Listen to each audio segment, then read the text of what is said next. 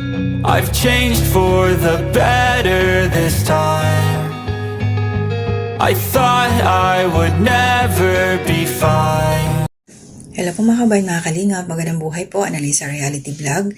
Meron po tayong pagkakataon ngayon para magbigay po ng aking reaksyon at opinion ho patungkol dito sa live ni Kuya Bal na may kinalaman po sa OTR, isang departamento na nais niyang itatag.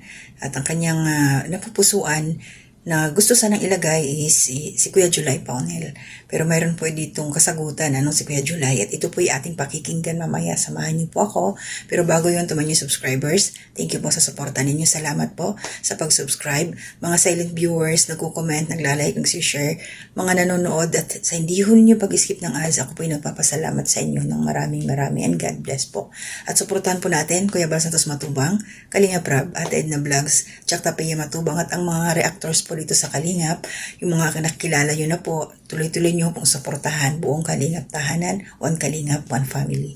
So ito po, gaya ng sabi ko, samahan nyo ho ako na pakinggan ho natin, hindi ko na ho ito kinuha pa as in video, sa audio na lang po ni Kuya July. Salamat sa iyo Kuya, paggamit po ng iyong audio patungkol po doon sa iyo naging kasagutan kung ano ho yung ibigay na rin ho kayo opinion kung ano yung maging reaction nyo doon kay Kuya Bal na ikaw ang nais niyang italaga na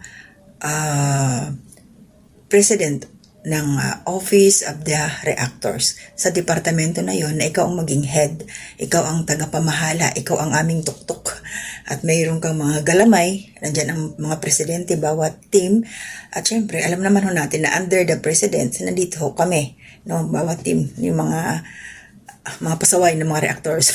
Diba? So ito ho, samahan niyo ako. Dito na po tayo sa tanong po natin, mga kababayan po natin. Yung tungkol po sa ino-offer po ni Kuya Bal, mga kababayan natin. Actually po, yung sagot po nun, nandun na kay Kuya Bal eh. Di ba, ano mga sinabi ni Kuya Bal doon sa hindi ko na-replay kasi yung oras ko alanganin na. Para bang problema ika ito. Narinig niyo yun doon sa sinabi ni Kuya Bal. Ano ika ito, ganyan, problema ika ito. Tapos mag-play natin kanina, yung mga presidente, nag-aaway, yung presidente mismo na i-handle mo, nag-aaway-away na. Kung baga sa magninegosyo ka, o ano mang gagawin mo sa buhay, parang may masamang pangitain eh. So dito po sa sinasabi ni Kuya Balbo, ito ang sagot ko. Ako naman po sa totoong usapan may pwesto sa wala. Nakahanda po akong mag-support sa Kalingap. Kahit off-cam kami, ibang mga leader dyan, kinakausap ko, si Nabirador, paminsan-minsan. Hindi lang nakalantad dyan, pero mga nag-uusap-usap din kami. Yung iniisip na ganung nagagawa namin yan. Although hindi sa lahat.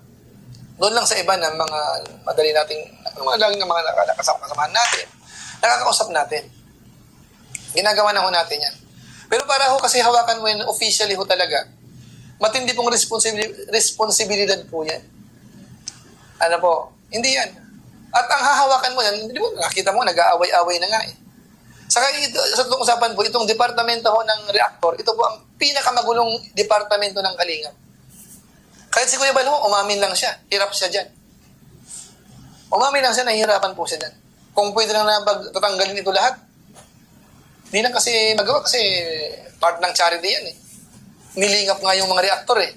Nagkaroon ng magandang buhay yung iba eh. Nagkaroon ng trabaho. Di ba po? Hindi po man nasubo na eh. Si Ate Edna, tanungin mo. Kung may babalik lang ang nakaraan, ayaw nila ang reactor. Ayaw nila ang mga lingap partners. Ayaw nila ang reactor. Ayaw nila ang mga lingap partners.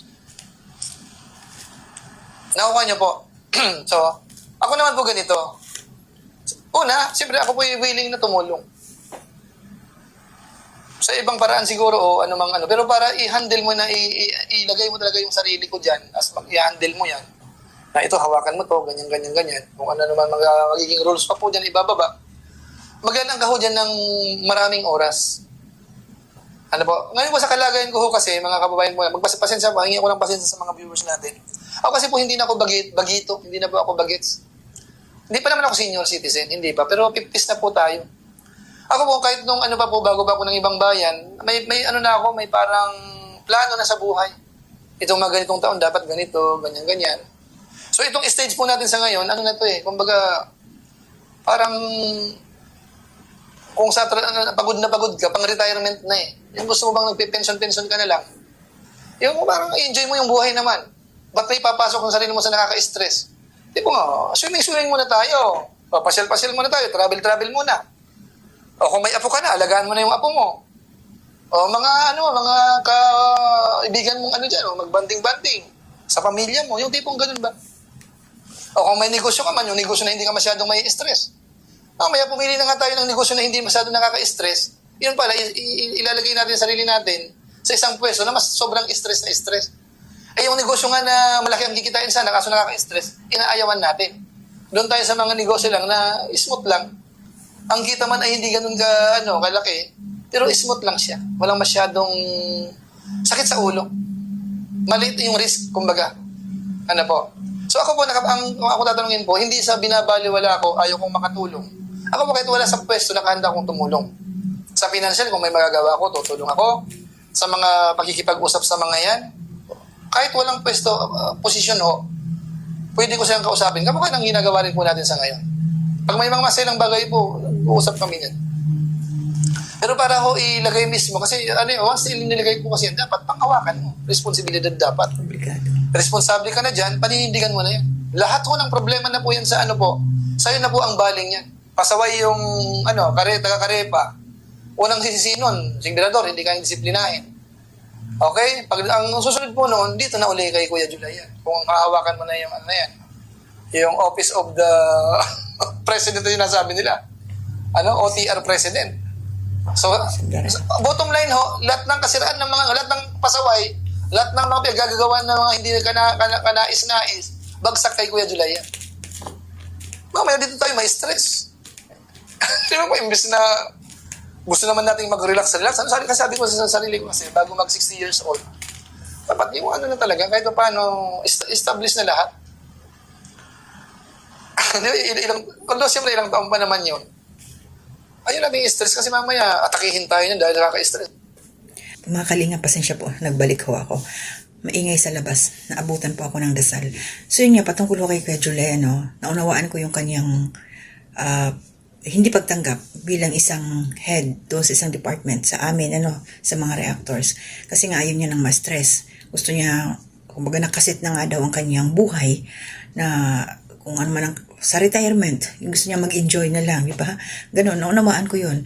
Kasi hirap talagang i-handle na iba-iba ang mentality ng mga reactors. Merong masunurin, merong matitigas ang ulo, merong walang respeto, pasensya na, at meron talagang makakapal ang mukha, Meron. Alam niya yun kung sino-sino.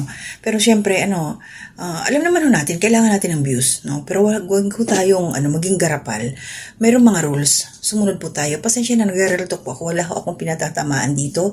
So, kung sa tingin ninyo, napa-ouch kayo, hindi ko po sinasadya dahil ako pinagsasabi lang ng katotohanan dahil mismo si Kuya Julay niya, ayaw niyang tanggapin kasi kung alam niyang matiwasay, maayos, tatanggapin niya yun.